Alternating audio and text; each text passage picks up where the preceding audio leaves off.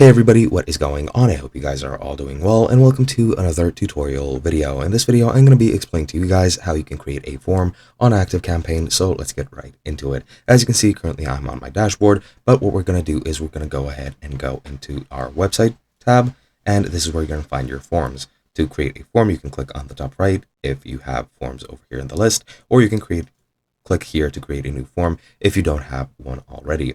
You can name it whatever you want. I'll name it test. You can select which form style you would like. I'll just select an inline form. Form action is to either subscribe to a list, add a tag, add to a deal, or email results. I'll just select subscribe to a list, select which contact list I want. I'm going to select the master contact list and then click create a form. This is going to create the form, which we're going to go ahead and edit once it opens up the editor. And this is pretty much what it looks like.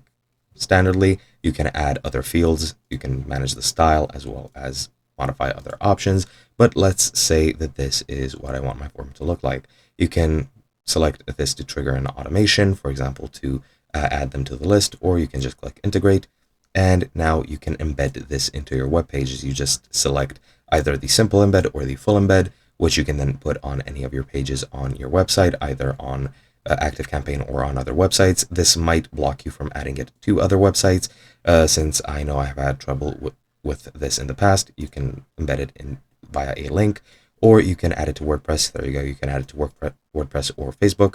But yeah, that is pretty much it. You can add these links or embed codes wherever you want, and now you have your form. And that is basically it. Hope you guys enjoyed, and I'll be seeing you guys in another video.